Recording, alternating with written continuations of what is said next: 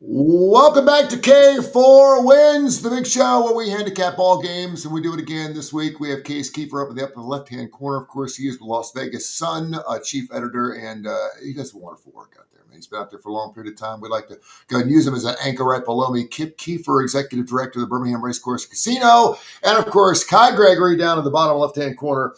He is the man, the myth, the legend. He knows everything there is about handicapping, period, because he's done it on both sides. I'm Tony Kurre, ESPN host, as well as doing sports radio for nearly 35 or 40 years.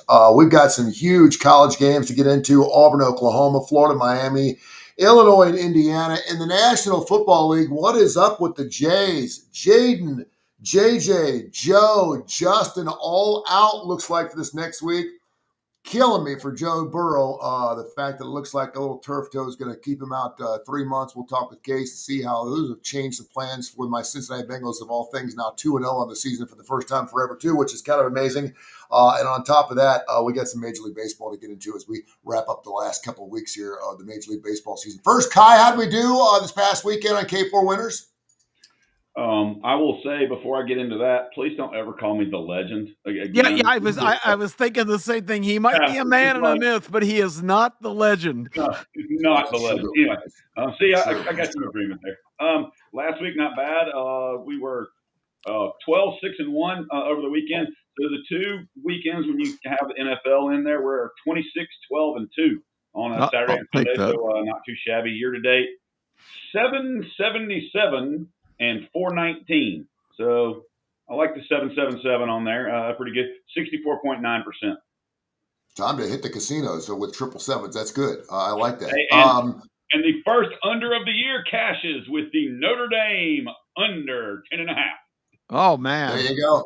That's hard to believe. And we talked about that on the show yesterday. We did a special Kiefer and Curry show. We have Notre Dame and Clemson. There's a good shot 4 weeks into the season. They may both be out. Clemson's got a 4% chance of making the playoffs. Notre Dame is 0-2. That's what you get when you start the season with a tough-ass schedule. But, man, I mean, all of a sudden, Case, Notre Dame and Clemson, a couple of squads, a lot of people had their first 12, at least Clemson, going in as a preseason number 16, man, what is going on? And I will be the first to admit, I throw my hands up.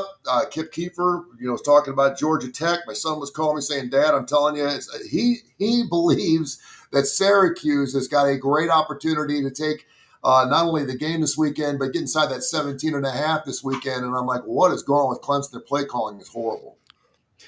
Well, not what I want to hear, because I bet some Clemson 16.5, minus 16.5 at open. I still actually like them. I think they'll probably get back on track here. I'm not high on this Syracuse team. It seems like they lost a lot of guys in the portal, and it seems like all those guys have gone on to do well somewhere else. I think they were fortunate to even beat UConn in overtime a couple weeks ago. So actually, I like Clemson in that game. But that being said, Clemson been a huge disappointment.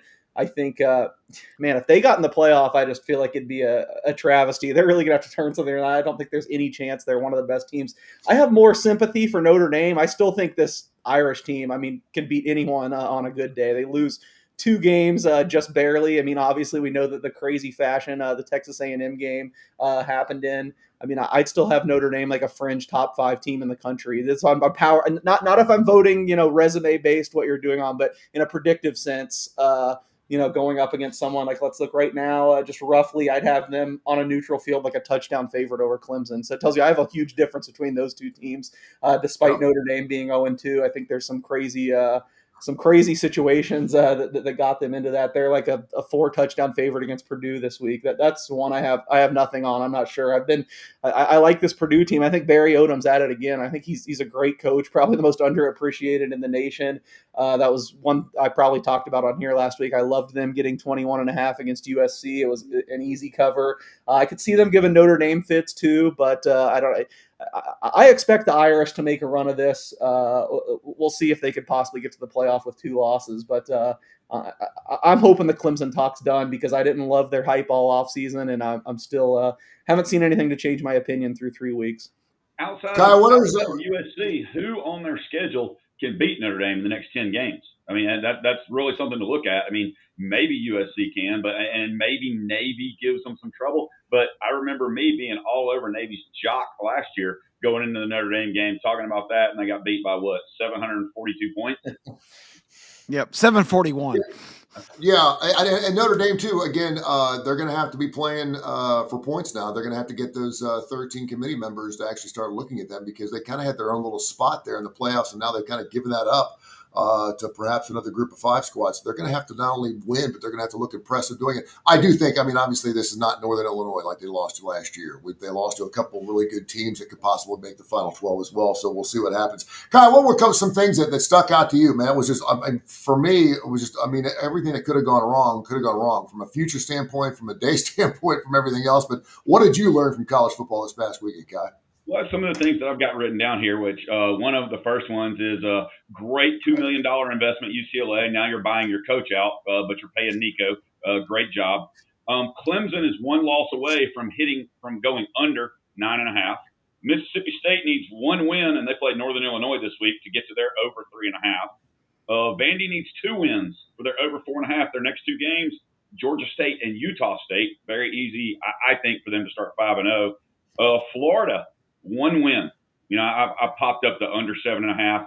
Notice we are not talking about South Carolina right now. But anyway, the under 7.5 on them. They have 1 win. There are 9 games left for 6 wins. I'm sorry, to get 7 wins. They got to win 7 of 9 to go over. They've got Miami, Texas A&M, Mississippi State, maybe, but Mississippi State looks better. Georgia, Kentucky, Ole Miss, Tennessee, Florida State. And then the other thing that stuck out to me is seeing NC State go to 3-0. We all jumped on it when Case said over 6.5.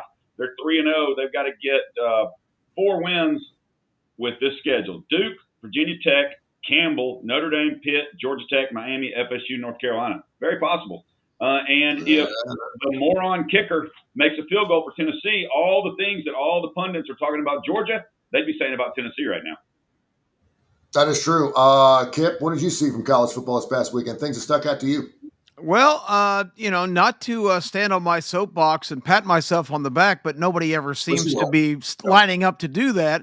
I made some pretty bold proclamations to start the season. One of those was Texas was way overhyped. The Arch Manning hysteria was absurd.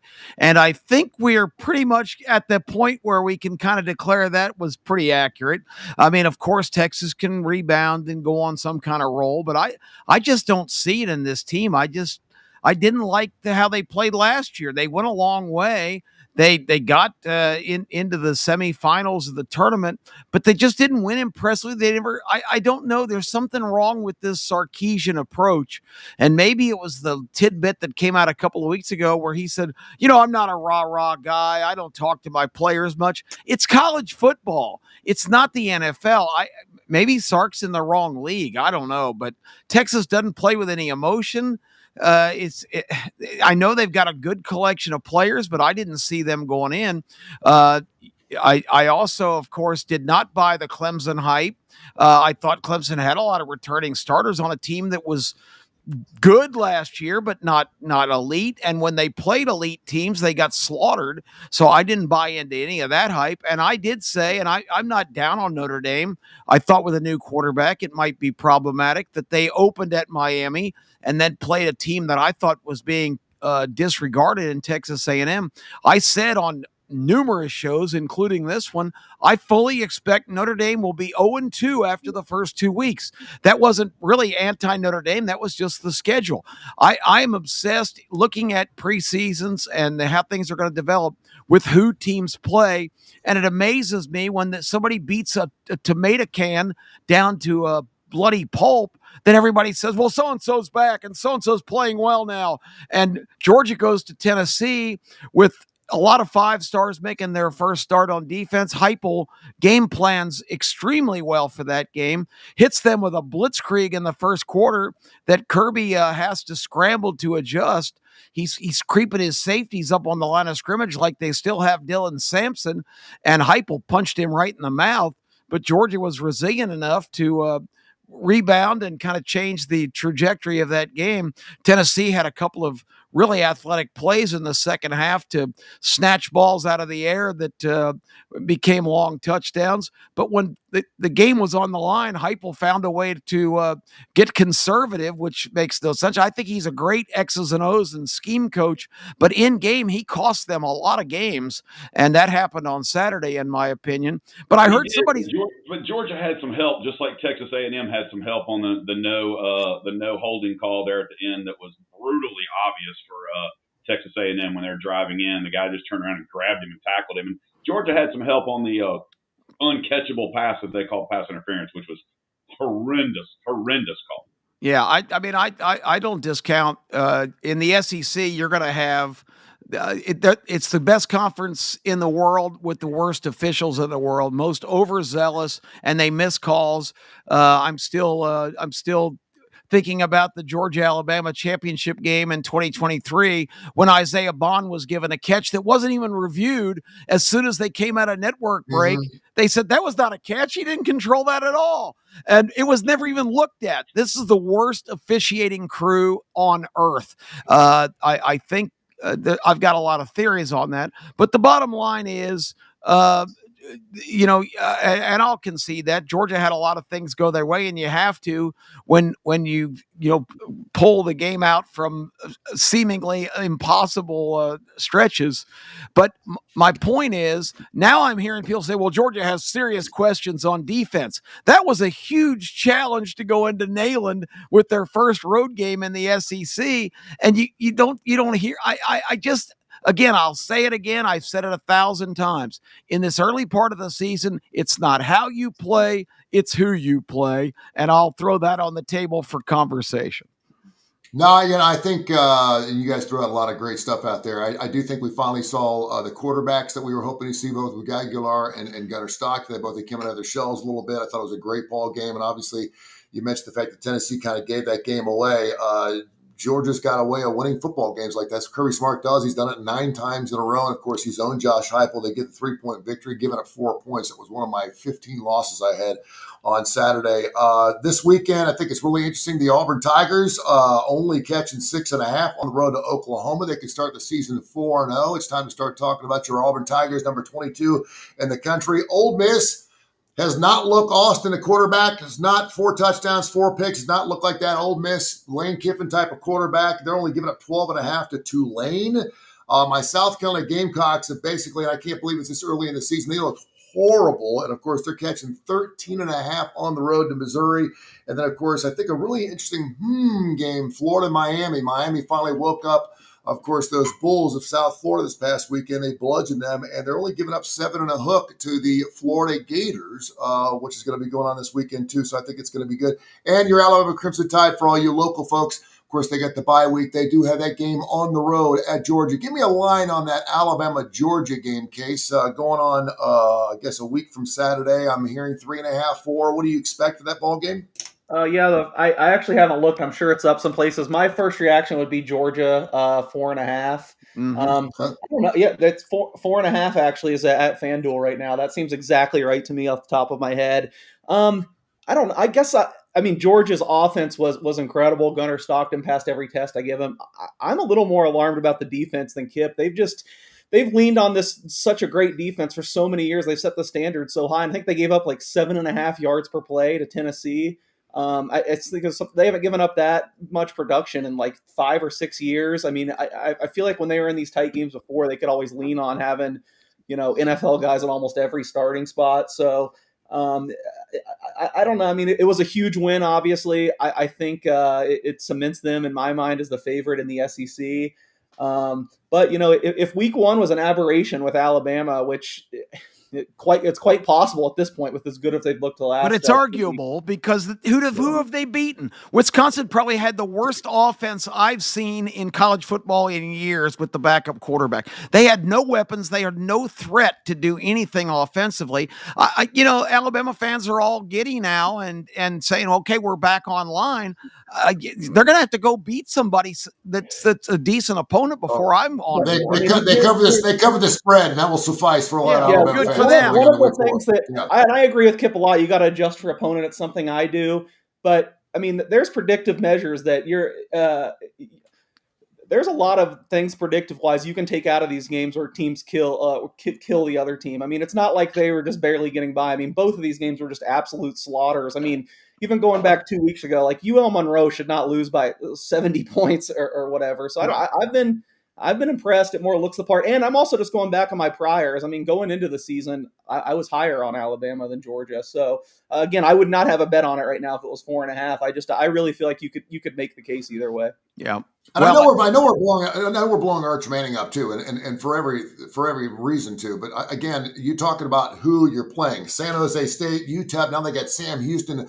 Do we need to see a 6 touchdown, 0 pick game from Arch Manning to say, hey, listen, this is the real deal? I don't think we're seeing near what we're going to see from Texas. I don't think we're seeing the playbook. They only lost by 7 at Ohio State, which, of course, arguably could be one of the best teams in the country right now. But are they, though? I'm back to my point, Tony. Is Ohio State one of the best teams in the country? I don't know. Measure do we have? It's way too early. I mean, it's way too early. I mean, that's all I'm saying. But I mean, anytime you play Ohio State within 7 at the shoe or up in Ohio State, you're playing a good ball game. It's not the Ohio State from last year. And now they've played Grambling and whoever held Ohio. I think we're all guilty sometimes of these brand name teams. Well, they beat Ohio State. Well, this Ohio State team, are they going to even are they a competent team that we need to say Ohio State's going to win 10 games, are they not? Well, they can't help it. They don't play anybody. I mean, they're in the Big Ten. So, I mean, it's all. How about Texas has given up 40.5 against Sam Houston State, who's 0-3. Sam Houston's given up 41 to Western Kentucky, 38 to UNLV, 37 to Houston. Wow. And the most that Texas has scored yet is 38. It's going to be interesting to see how that 40.5 covers. I will say that I do think that game, if Texas can score 60, they're sure as hell going to try to. I'd lay it. I haven't yet, and I probably won't, just because there's something weird going on with Arch. But Sam Houston is terrible. That's the other thing that I think we miss in saying, like, oh well, they haven't played anybody. There's levels to awful. Sam Houston's a lot worse. That's true. They're a whole lot worse than Ohio. Ohio is like the second favorite in the MAC now, who Ohio State just beat by 29. So I'm really tempted, especially if this somehow drops to 39.5. I will be laying it with Texas this week. It has less to do with them. Just I think Sam Houston is dreadful. Yeah. There's some great games that nobody's talking about, though, I think, out there. I mean, like the Texas Tech at Utah game, SMU at TCU. One that I'm looking for that I really think is going to be good is UNLV at Miami of Ohio, which is a 9 o'clock game for UNLV, just like we saw with Oregon, who started extremely slow at Northwestern. NC State at Duke is going to be a great game. I think West Virginia at your alma mater, Kansas, is going to be a great game as well. So there's a lot of games that you can find real value on and that are going to be great games that the vast majority of the people are not talking about because, let's be honest, people are not thinking about the TCU-SMU game. So why aren't we talking about UAB? Which is a huge rivalry. Two Dallas area teams. That's a bigger rivalry than people realize. What do you want me to say about the Tennessee UAB game? Why are we talking about? Well, I mean, that line's also 40. So, I mean, I was just 39.5, 66. Again, if you'll say this, and I did get 2 things right this past weekend, by the way. 7 games in a row now, Georgia and Tennessee have gone over the first half. It was 24.5. It flew over again. 7 consecutive games that has happened. And I said, take the over in every UAB football game. It's 66.5 this weekend. I'm flying over 66.5. If UAB can score 7, I think it gets there. I mean, Tennessee may put up 70 on their own. Joey Aguilar on the year is 9 of 13 for 7 touchdowns on his passes over 20 yards. Which Tennessee, I've heard a lot of people talk about it. It's true. Josh Heupel actually trusts him way more than he did Nico or Milton. I mean, they played 3 games. He's thrown 13. Nico threw 50 passes last year over 20 yards. And in 23, Milton only threw 61 yards. I mean, 61 passes over that. He had 10 touchdowns. Nico had 8. Joey's already got 7 on 9 completions. That's going to go about 14 on Saturday. And certainly not a big game throughout the rest of the United States, but certainly in Oregon, you got the Civil War going on where you have a 35.5-point line. And by the way, we were all feeling for you, Kai, this past weekend. You got backdoored not once but twice. That you just don't see that very often. When you have one score that's going to push you to a push, and then you have another score late in the game to backdoor, you got hit pretty hard there. So that was a tough loss there for sure. You mentioned Texas Tech, Utah, 17 against number 16. And Utah giving up 3.5. These are some of these games now we're going to have to start paying attention to, Case. Because we're going to be looking at some teams that perhaps will be playing in the playoffs a little bit later on the season. But what do you see in that Utah Texas Tech game so far? Yeah, hands down game of the week to me. I wrote a little bit more about it to lead my college football column this week at LasVegasSun.com if you want. A little surprised with the movement this morning. It was 3.5 across the board yesterday. I didn't make a bet on it, but I had a lean to Utah, and now it's down to 3. I might invest in that. They're the two clear favorites in the Big 12. I know they both kind of had disappointing seasons last year, although I think Texas Tech still ended up winning 8 games. But they spent more than anyone in the transfer portal this offseason. I think they spent almost $30 million. Kind of have to pay a premium to get these kids to come to Lubbock.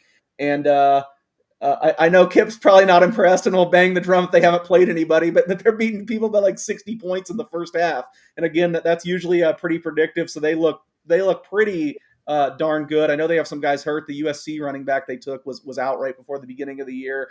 It does worry me that several of those guys I talked about, they spent that $30 million are already out.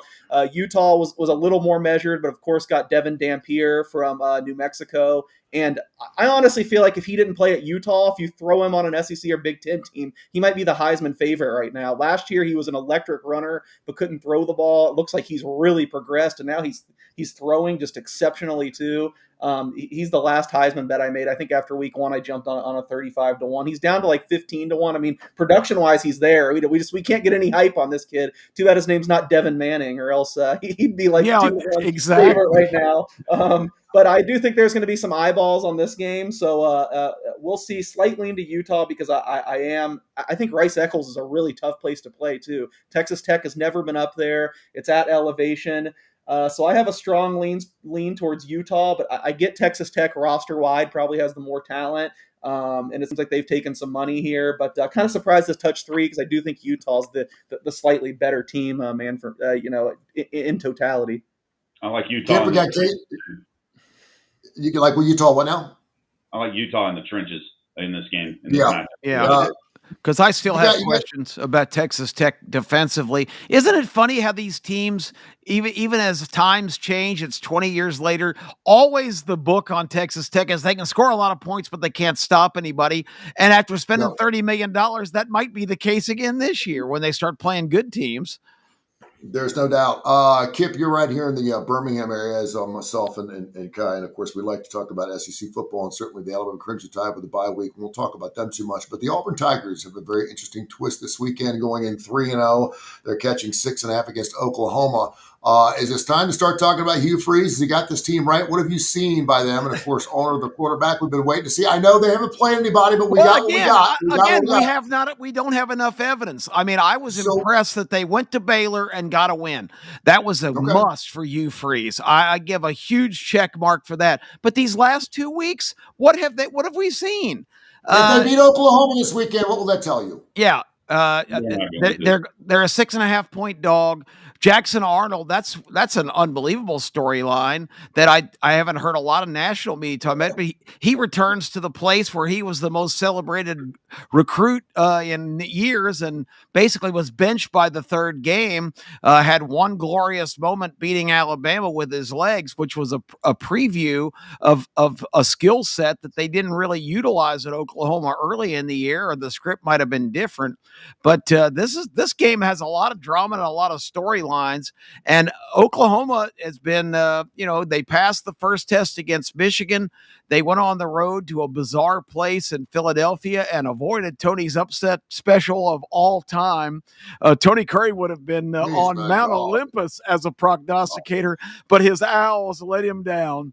And by the way, and I got to give some credit. You can tell a lot. I know Temple started 2-0 this season, and I'm not putting them in the South Alabama or Sam Houston State areas. I'm not. But they made them look really bad. Oklahoma is a little bit better than I actually thought they were. I like Temple this week. I forgot who they're playing, but I like Temple this week.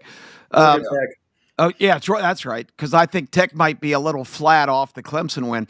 But the bottom line is this is a dramatic situation. Mateer getting all kinds of attention. Case's Heisman bet on Mateer looking pretty promising now. He's certainly, if this is a horse race, he's poised in the backstretch to make a big move. So the Mateer Arnold drama, I think, is really compelling here. But Auburn's going to have to show me this is the first and I'm not saying Baylor's not legit, but Auburn had a good matchup against them. They were a lot bigger, and I thought the game plan for Hugh Freeze was great. They had a lot of design quarterback runs, and Baylor was so undersized compared to Auburn. It negated what Baylor wanted to do, which was get intense pressure and attack from the edges. If the quarterback is just taking a shotgun snap, making a quick read and taking off, that just completely diffuses that whole defensive strategy. So I don't think Oklahoma's going to play that way. Venables has the defense playing really well too. I don't like Auburn's chances at Oklahoma this week. Okay, so something I want to do, and I want to kind of throw this out every single week. We can start the show with it or put it in the middle, but where the public money is going. I always love these lines because I'm assuming that everyone's going to be all over Ole Miss minus 13 against Tulane. I'm just talking about the public, where the public money is all going to be going. I think a lot of people love Georgia this past week just because of the trends that we had. I think a lot of people loved Illinois against Duke in week 2 just because of the numbers. You had a number 11 team playing a team that wasn't even ranked, and it just looks stupid to have a team like that. That's only a 3-point favorite. But where do you think the public money is going to be going this weekend? Yeah, well, you asked the right question because it really is thinking and projecting right now because, you talk to any bookmaker or guys taking the bets, like 90% of the action is not coming till Friday night and even Saturday morning. I mean, people just don't bet ahead of time, and they're paying a premium for whatever they bet when they do that. But I don't know, they seem to not understand that. So as far as this weekend, the Oklahoma-Auburn game, I don't know if there will be a public side. I feel like that will probably get pretty split action. I don't have a bet on this. I mean, hopefully you were listening. Kip gave me a shout out for the Mateer bet, but honestly, I feel like he deserves credit. I think the first time we talked about the Heisman, he said he was picking John Mateer, so I might have actually bet it. But Kip was high on that from the beginning. Right before the season, I said there were 2 teams I unloaded on futures-wise, Oklahoma and Miami, and those are aging pretty well right now. So hopefully that keeps coming. So I'm probably going to sit out this game and just hope Oklahoma gets it done. But I am a little concerned. If it got to 7, I might have some interest in Auburn. I agree that just like body-wise and talent-wise, like this Oklahoma defense is a big step up from Baylor. I feel like Baylor spent their whole budget keeping Sawyer Robertson, and it looks worthwhile. I mean, he's been incredible. But yeah, I do think defensively it's going to be a lot tougher. Now with Arbuckle in place, I trust the Oklahoma coaching staff more. But this should be a great game. I don't necessarily think there's going to be a public side in that. Some of the other big games, I'm trying to think of who the public would be on. I would think, and I agree with this too. I can't believe it's only 7.5. I get it that you can't project him to throw 5 interceptions again, but I do think everyone will be rushing to lay it with Miami against Florida, at least by Saturday morning. Yep. And me too. I think that line's a little short, but I've been loving Miami all year, so it might be a little crazy for me. What are some other big games? I don't know. That's Ole Miss Tulane, I think, is another one of those games where you're just looking at an SEC squad. Lane Kiffin likes to run points up. You obviously haven't done that. I bet Tulane plus 12.5. And yeah, I would agree with you. I heard a lot of, when that line kept crashing last week, there were a lot of, there was a lot of public money on Ole Miss against Arkansas. Ultimately ends up getting there. I mean, is Ole Miss starting the wrong quarterbacks? I thought Chambliss looked better than Austin Simmons. So. What a name. Trinidad Chambliss. That sounds like a literary character, but that guy can play. Yeah, it is interesting. I do think Ole Miss has been like, if you want to talk about this public phenomenon, they've been the ultimate sharps versus squares team this year, public versus pros, because the professionals have been betting against Ole Miss every single week. I mean, you've seen every one of their lines, I think, has gone down like 4 or more points in the first 3 weeks, which is basically unheard of.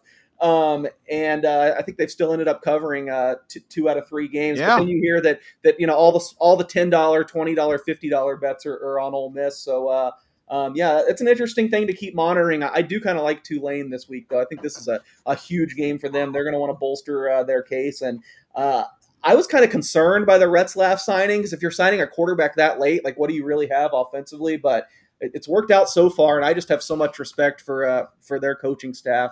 I don't necessarily think they win outright, but I kind of feel like they keep it close against Ole Miss here. And Ole Miss does not. Ole Miss got lit up on defense. Remember last year, Lane Kiffin, his hired gun defense was pretty damn effective.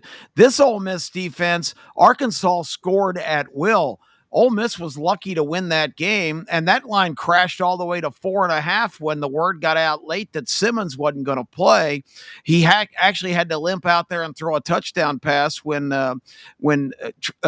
Trinidad got hurt on a couple plays.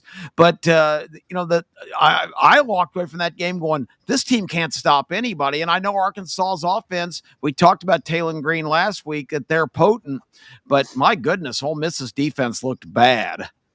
Find us on the Coastal Sports Digital Network every single week on Tuesdays and Fridays, 10 o'clock Central Time. So if you're looking for some more plays, and we like to drop them a little early. If you can buy some lines early, do that. Case is really good at buy those futures. And of course, we also going to be on Friday morning at 10 o'clock. We'll have a more laser thought process on exactly who we're picking and why coming up here a little bit later on this week. And also, of course, on Tony Kurre Radio, get the TKR app. 100,000 folks have already done that. You can listen to the show as many times as you want the TKR app. And of course, where we get your podcast and our YouTube channel. It is the K4Wins YouTube channel, which is live every Tuesday and Friday as well. Let's get into a little pro action here. Jaden, JJ, Joe, Justin, I just was like, oh man, Joe Burrow has just been banged up. It seems like his entire career when he's healthy. I saw, what was it, Andy? Adam Schefter had something like their offensive line for the Cincinnati Bengals has been like in the bottom 5 in every year that Joe's been playing. He should have won an MVP last season, and here he is with his turf toe thing, and he's going to be out 3 months. What does that change for the Cincinnati Bengals and their futures case going in? Obviously, it's funny because they're 2-0 for the first time in forever.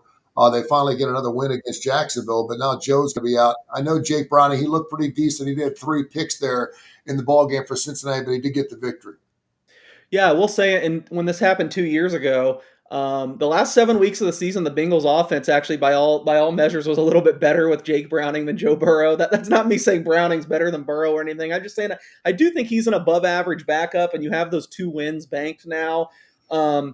I think what this does is really limits their ceiling. I mean, I don't think unless Lamar Jackson gets hurt, I think there's almost no way they can win the division now. There's no way they're competing for the 1 seed, but they're 2-0 with a decent backup. They have a tough stretch of the schedule coming up. I do think they're, I was really high on the Bengals coming into the year, and it was because I thought they could reach those heights with the offense they had. I think now they're kind of more in the position to me that everyone else expected with a poor defense, although I do think it's a little bit better. I think you just hope Browning can keep them afloat about 500, and you can finish 9-8 or 10-7 and sneak into the playoffs. I feel like right now they're right in that 500 morass. I will say, and the Bengals offensive line has been mediocre year after year, but I do think they're taking a little bit more heat, and this is like a pet peeve of mine that I don't think people have caught on to. It's one of the hallmarks of analytics and all the data science we've realized. Sacks are more of a quarterback stat than an offensive line stat. I think the offensive line takes way too much heat for sacks. Joe Burrow, as great as he is, holds on to the ball way too long.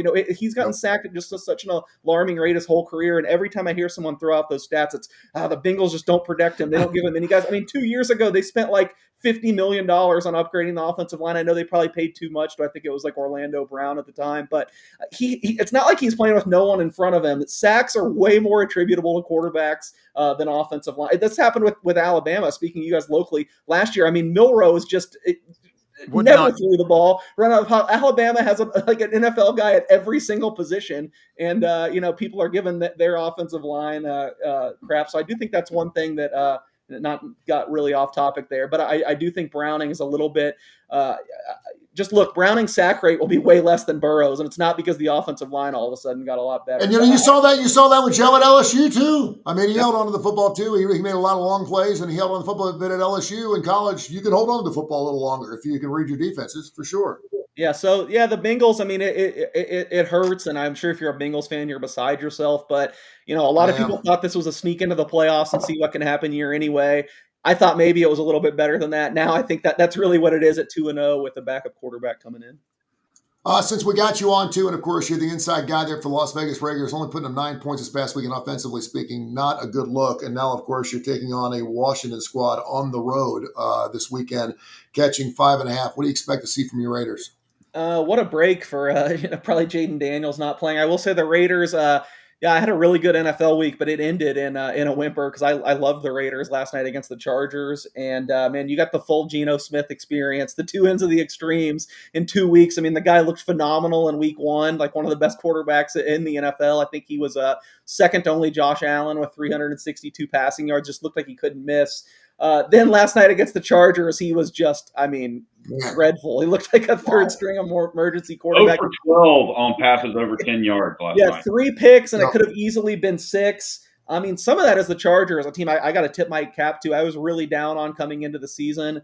Their defense, they let everyone I thought notable and good almost go. They have a bunch of no names, but they just look amazing. I wasn't watching the broadcast. I was at the game, but they had it on the monitors, and it looked like they were talking about Jesse Minter, their defensive coordinator, a lot. My respect for that guy's gone through the roof. I mean, he was Michigan's defensive coordinator when they won the national championship. I think he had a lot to do with that and didn't get any credit with the Harbaugh specter.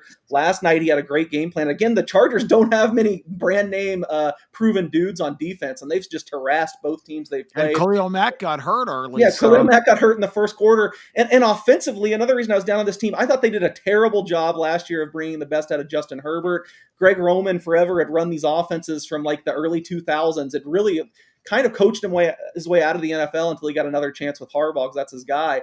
And then against the Chiefs, they come out throwing. They're manufacturing looks for Herbert. It looks like the offense is supposed to look. I kind of took that as a one-off, thinking they'd have to score a lot of points to the Chiefs, but they did the same thing last night against the Raiders. So I give Harbaugh a lot of credit in finally kind of moving forward his offensive system. Don't want to overreact to 2 games, but man, I look like I was dead wrong about the Chargers. They look awfully good. And the Raiders, it might just be a season like that where it depends if you get the good one or the bad one, because that's Geno Smith's playing style ultimately. He can make all the throws, but he can also make you think, how is this guy even a starter in the NFL? I will say if Jaden Daniels doesn't play, even on a short week, you got to like their chances against Marcus Mariota. We'll see how the Daniels news progresses as the week goes on. It's amazing too because you mentioned the fact that Joe Burrow goes out. They're only catching 3.5 against the squad. Obviously, a lot of people were looking at last year under Sam Darnold, and obviously now JJ McCarthy out. They're only giving up 3.5, and I know that's because JJ's out as well. But you look at the lines just for the National Football League this weekend. That's why you need experts doing the 7.5, 3.5, 2.5, 1.5, 3.5, 5.5, 4.5, 3.5, 1.5, 2.5, 2.5, 7.5, 1.5, 1.5, 1.5, 5.5. I mean, it doesn't matter. I mean, it's like, holy shit. I mean, that is some impressive stuff. And I that just goes to show just how, I hate the word parity, but it just goes to show how great these players are from week in and week out. There is not a Colorado Rockies team in the National Football League this year. Every team's got a shot to win every single time they go out and play, Kip. That's the way it looks to me. I went down that same list you just described last night, and I would look at the matchups. I say, I like so-and-so, and I look at the line and go, yeah, I don't know about that. I think it's brutally tough, and to give Case some accolades here, Case has devised a system where he's been phenomenally successful on the NFL for an extended period of time. And, I feel like I have a lot better ability in college football a lot of times to prognosticate, because it seems like the wave a certain team on and who they've played and all those factors that I put so much stock in the NFL, that really doesn't apply. It's not a game of emotion. It's not a game of tradition, and there are rivalries, of course, and there are some games that you can look at the intangible factors, like the opening night Baltimore-Buffalo game. But the bottom line is the NFL is, to me, just a really tough oyster to open. I really have a difficult time just looking, especially early in the week, at the lines and coming up with a lot of strong leans right off the bat, because it takes a lot of analytics and I don't know, gut feelings, for lack of a better term, toward the end of the week on which side to go with. So props to anybody who can navigate through the NFL. I think it's damn tough. Kai, you watch the lines, man, from the minute they come out. And one of those games, very tutorial of what is happening in the National Football League. The Detroit Lions, obviously, they look like the Lions of last year, put up 41 this past week. And now, of course, they come in and they're playing a Baltimore squad who a lot of people have going to the Super Bowl, and they're only catching 5.5 early on. What do you like in that ball game? I would probably go with Detroit right there. But I'm telling you, I've never seen, in my opinion, 2 weeks in a row, especially Sunday and Monday, Vegas have such horrendous halftime lines. I mean, if anybody was paying attention last night, in my opinion, if you're watching the game, Tampa Bay and Houston, they score 24 points in the first half, but also two huge plays lead to that. So, and then the over-under comes in at 21 and a half. In the second half. It was a very easy, super easy under bet. And it takes a last second touchdown to even get you to 15 points. And then, so when you say horrible, you're saying it's good for the better, correct? Oh yeah, absolutely good for the better. If they miss on the line, yeah. Yeah, exactly. So you keep saying horrible. I'm thinking that sounds pretty good to me. I understand, but I'm just, and even in the Vegas game, they score 23 points in the first half. And if you're watching the game, Oakland looked like they had no chance of doing anything. They had zero rushing attack. Geno couldn't do anything. And then the over-under comes in at 21 and a half again. It's just a severely easy under bet looking at those games. And then some of the ones, the Sunday night game also, it was the exact same thing, looking at the Falcons and Vikings, the way that game went, and then to see a 21 and a half over in the second half. It boggled my mind. Usually the 24 and a half one is where you want to go, is where people will go, and they'll do 23 and a half if they want you to bet over. But 21 and a half to me just begged you to go under, and you easily won. And it's just, to me, it was just something for the player to make very easy money if they were paying attention. And that's why we do what we do here. K4Wins.com, K4Wins.com, and K4Winners on the X format, not to mention Instagram as well. And of course, live on our YouTube channel, K4Wins.com. Check us out here. Dallas, Chicago. That's always a good ball game in Chicago. Case giving up 1.5. Chicago's looked pretty good this year. Dallas is always Dallas. Everyone wants to bet against them. Everyone wants to jump on board them. This looks like it could be a nice little black and blue division type of game. What do you say? Yeah, it should be a lot of points, I guess. I think part of my success for the NFL that Kip talked about is I like to bet super early, especially now. I bet a week ahead a lot because the NFL is so popular that now they put out look ahead lines. So last week I made 2 bets on these games, and one has aged amazingly. Luckily, it's the bigger one, and one has aged terribly. I bet Dallas +3 last week. I just did not see why they should be a 3-point dog to Chicago. I had it pick 'em. Now it has basically gone to pick 'em, so I aged well on that. However, I also bet the under 47.5 because this is before Sunday's games where Dallas could just not stop anyone. Russell Wilson put up almost 500 passing yards. Micah Parsons has never looked better. I know we gave out the stat on the show when he got traded that Dallas had been like a top 10 defense by I think EPA when he's on the field and bottom 5 when he's off, and they just look like they have no punch now. I know that they signed Jadeveon Clowney, who's my age now, to be an edge rusher off the street. We'll see if that fixes them. And Chicago's defense doesn't look much better. They're really banged up in the secondary, and that's the one thing Dallas does have is still some good receiving options. So seems like a game there should be points, and I'm going to be hoping to get lucky because I, for some reason, bet under 47.5. It's 50 now. I don't think either of these teams are going anywhere. I'm not bullish on either of them long term, but should probably be a fun game to watch. If Caleb Williams doesn't get right here, I don't know if he ever is because the Dallas defense just looks dreadful. Yeah.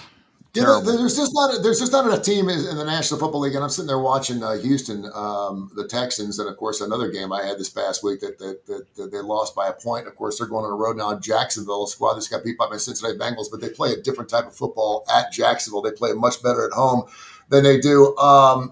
And from week to week, you just expect a team to throw a dud out there. But a Philadelphia Eagles squad, and I don't know if you looked at the numbers of the last 2 or 3 years. That team is one of the most consistent ball teams. They are what they are. They play what they play. you're always going to get a good effort from those guys, and it seems like, and of course they get the Kansas City Chiefs, another loser I had this weekend. I just catching the Chiefs plus a 1.5. Why not? They couldn't get it done. But the Philadelphia Eagles are probably one of the most consistent teams I've ever seen in the National Football League. And again, this weekend they're only giving up 3 to LA. Case, what do you see in that ball game? Yeah, I would lean towards Philadelphia there. I get it if you're just going based off the first 2 weeks that the Rams have certainly looked better. I mean, the Eagles offense has really been pretty pedestrian, but you're right. They just they do what they do. And then if they hit a high like they did at the end of last year, where the passing game's really clicking and the defense turns into the best in the league, then their upside is immense. But just their floor is so solid because I think a big part of it's the tush push too. If you get in a short yardage situation, you're getting the first down. So how is that legal? Yeah, I very slightly lean Philadelphia here, but it's a tough one. They have not been fun to watch. I don't think they've been impressive. I'm still a little bit down on them compared to the market. Like they're still rated as the second best team in the NFL behind Philadelphia. If you look at the betting market, I would probably have them more in like the 4 to 5 range right now. But it's just what you said. They're so solid, so consistent. It's hard to bet against them. And I guess we did see 2 years ago when everyone turned on Sirianni and the team hated each other. They did kind of fall apart then, but I think it would take something like that. Again, I think it would take guys not being on the same page and hating each other for them to fall apart. And after you win a Super Bowl, it seems like that's probably pretty unlikely. Tony, Kai will love this. You know why Philadelphia is good and consistent? They're loaded with Georgia and Alabama guys, Kai. That's true. Uh-huh.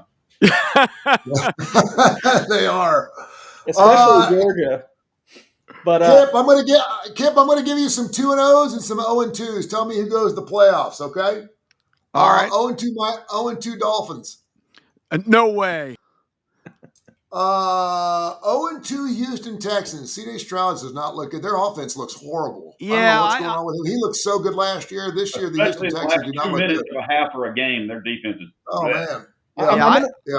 Really quickly, I'm going to contradict everything I said defending the Bengals offensive line. The Texans offensive line is the worst I've seen in the NFL in like the last 4 years. They're what people think the Bengals are. They don't protect Stroud at all. They got to invest up front this offseason. Yeah, this team is a big disappointment. I thought they were poised for, and it's hilarious with all of the chorus of let's get DeMeco Ryans to Alabama right away. Pay him $20 million. Get DeBoer out of here after that first week of the season. I wonder if the battle cry would be the same right now because the Texans don't look so good.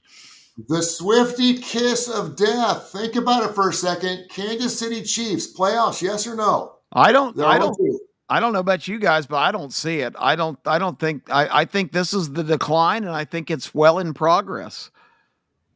Any guys you want to chime in on that? I still just, man, I've been the one beating the drum that the Chiefs weren't going to be good this year. I thought there were so many red flags, and I still just have PTSD for how they figure it out every year. So I'm still not ready to write them off. I will say this, and of course I didn't bet it. I think I remember talking about it on this show. I said no on them to win the AFC West at like even money was a great bet because I thought all the other teams in the AFC West were better. I will say no, they're not going to win the division, but I mean, they have a get-right spot this week against the Giants. Eventually they're going to get Rashee Rice and Xavier Worthy back. I still, in the back of my head, feel like they somehow sneak into the playoffs as a wild card that no one wants to play. So I'll say no division, but I'm not writing them off for the playoffs yet.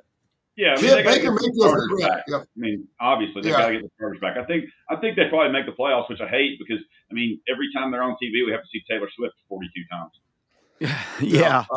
And maybe not as much now that they're finally engaged and off and doing their thing. Baker Mayfield was running for his life yesterday. He had a 4th and 15 that he turned over. 2-0 Buccaneers, Skip, in or out? I think they're in. I think they waltzed to the West Division title. I don't see any way they're going to be out. Another team that I think is really, really interesting is those Indianapolis South Division. Colts. I'm sorry. Yeah, the Indianapolis Colts sitting 2-0, looking pretty good in the AFC South. Right now, this Colts team's off to a good start. I'm not yet a believer, so I don't want to be taking the politically correct road. But right now, I'm still kind of up in the air. I'll say right now, they'll be good enough to be a wild card. Record-wise, the NFC West looking good. I mean, in my opinion, Indiana Jones has looked good. And I mean, even this week, if the Titans don't let Cam Ward be Cam Ward and they keep handcuffing him, especially until the game gets out of control, then the Titans are going to lose again this week at home. Yep. NFC West, top to bottom, top to bottom looks pretty good too. 49ers, Cardinals, Rams. Give me your playoff teams, Kip, out of those three teams. I think the 49ers will be there. I haven't been high on the Rams, but I've been wrong.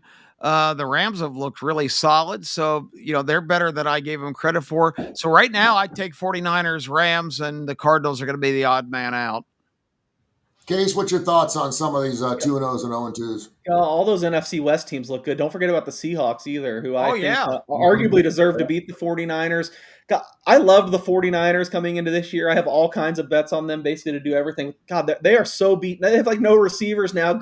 Kittle's out for a few weeks. Of course, Purdy's hurt. I think they're actually fine with Mac Jones. I think he pairs well with Shanahan, but just given their injury situation, it's hard for me, and I hate it because I have every future on them. I think they make the playoffs. Maybe they get healthy at the end of the year, but it's hard for me to say they win the division. Other 2-0, 0-2 teams. I'm trying to think. The Colts are the fascinating one to me. I've heard some people compare them to, last year at this time we were all talking up the Saints and how great the offense looked. Kubiak's supposed to be the coordinator of the year, and then they totally fell off.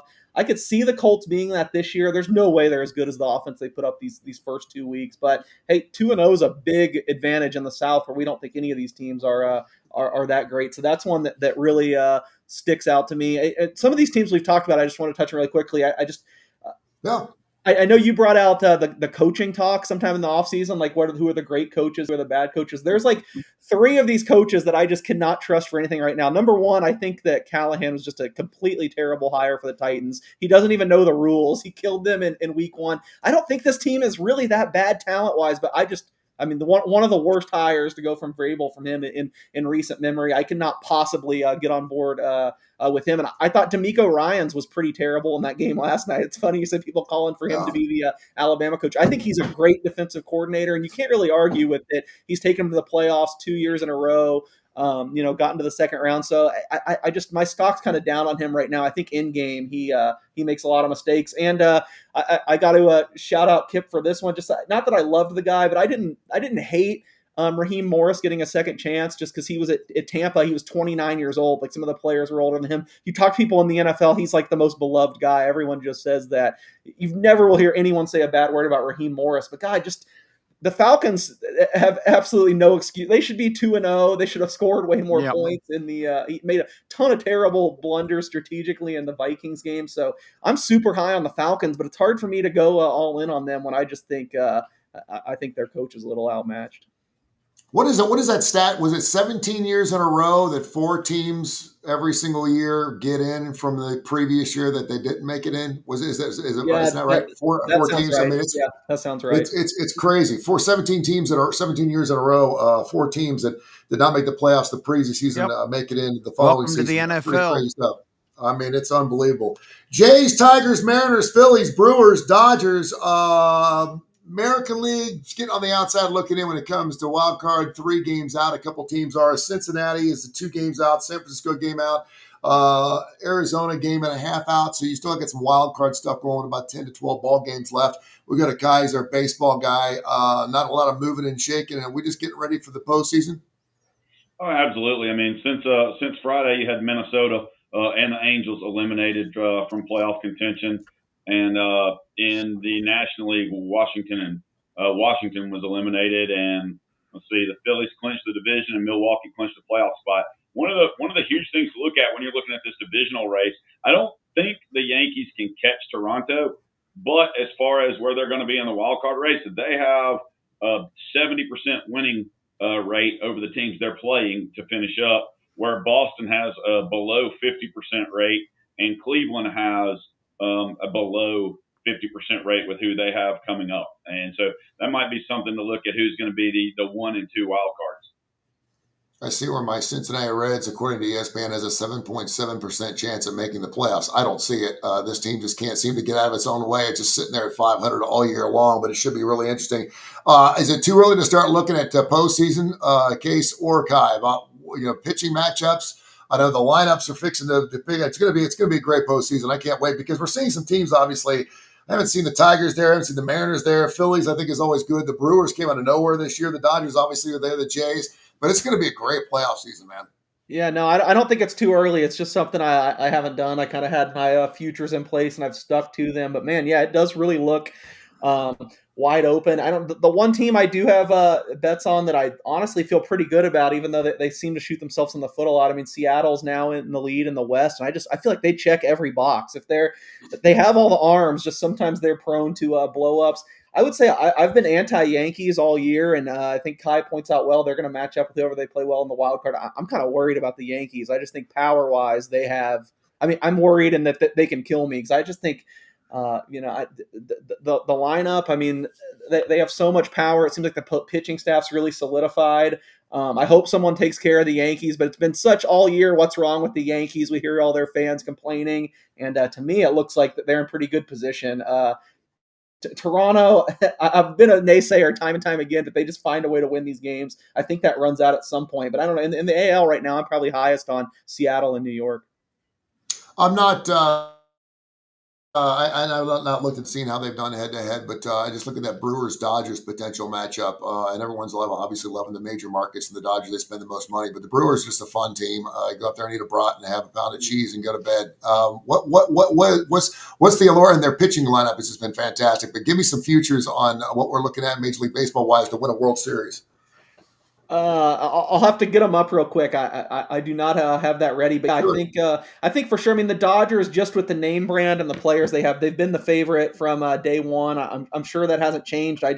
Man, it's like now they kind of have the pitching down and they can't get runs. I did bet a bunch of Dodgers just because I thought they were going to be so loaded this year, and it ultimately hasn't happened. So World Series, I'll have them up now. I have the Dodgers 4-1. Phillies plus 550, Brewers plus 675, Detroit plus 750, 8-1 Toronto, 9-1 New York, Diego 12-1. I mean, if I had to make a bet just based off my just from the hip here, a little bit longer odds, I still like Seattle. I think they check a lot of boxes, so go Mariners. There you go. K4Wins.com. K4Wins.com is the website. Of course, you can check out Kip. He's on a multitude of different formats, including Jocks, and he's also on Talk 99.5 here locally in Birmingham. We do a show called The Starting Lineup where you can see all four of us on almost weekly, 10:30, 11 o'clock. We were right up against that Wisconsin-Alabama game this past week, which was fantastic. We were a great walk-in, if you will, to the ABC SEC game of the week. We'll do it again kind of this weekend on ABC 3340 here locally. And, of course, you can also check us out on our YouTube channel on ABC 3340, The Starting Lineup, and Tony Kurre Radio. Check that out. And of course, we could not do it without our fine folks in the Coastal Sports Digital Network. They do fantastic work. Thanks to Pete and Angel and the entire crew for putting on there. Any last thoughts, my man? We'll get together again on Friday. You've got 3 more days to get nasty and get dirty and start pulling out some games. I doubt I'm going to have a 24-point game winning outright this weekend, but you never know what's going to happen. Hopefully, I got that bad weekend of picks out of my system. But anything else, guys? Go ahead, Case. No one will like this one, but we're not going to be here by Thursday Night Football. I think 12.5 is way too many. I'm betting that I've already bet the Dolphins. I like Miami at Buffalo on Thursday Night Football. Wow. You're going to have to hold your nose, but that's too many. That is a lot in the NFL. That's a boatload. If Miami actually shows up, but I'm going to go with I'm going to be looking some more before Saturday. But I think y'all are giving Temple too much credit. I'm still going to stick with Georgia Tech. Temple beat UMass and Howard. Yeah, that's pretty impressive. And then Florida State giving up 46. Kent State lost by 48 to Texas Tech. Who's the better team? Florida State. Yeah, that's interesting. Covering where I'll get backdoored again. I didn't see a whole lot going into this week when I scanned the lineup, but I hope as a person that wants to see justice done, I hope Illinois is decent enough to drub Indiana. I am so tired of Indiana. The first 3 games they've played are the biggest joke of all time. Although Old Dominion Virginia Tech doesn't think they're a joke now, but unbelievable, guys. We've already had 2 power conference coaches fired in week 3. I don't know if that's ever happened before, but I hope Illinois beats Indiana because I am so tired of Kurt Signetti and his pretend program, the Hoosiers last year, who have played absolutely nobody in 2 years. And if they end up looking impressive, it's a 9-19 matchup. If they end up, they're a 4-point favorite. If they end up beating Illinois, the Fighting Illini by 7. I don't really know what that tells me about Indiana. It doesn't tell you they're at home again, I mean? Of course. They're at home again. It's against Illinois. It's not Ohio State. It's not Penn State. It's not Michigan. But, is that an impressive win? I guess we'll find out at the end of the season. I laid it with Indiana. Did you? Y'all better not be thinking, hey, don't be taking my boy Altmaier. He has been impressive. He's been better than I thought. Altmaier is from Starkville, Mississippi, and he went to Ole Miss. That tells you this guy is a free thinker, and he winds up at Illinois like so many SEC players. I said it on another show last week. I hope the next wall Trump builds is at the Mason-Dixon line, so all these Southern guys stop going to the damn Big Ten. There you go. Gentlemen, thank you so much. Appreciate you. We'll see you again Friday morning, 10 o'clock Central right here on the Coastal Sports Digital Network and on Tony Kurre Radio. Thank you, guys. All right.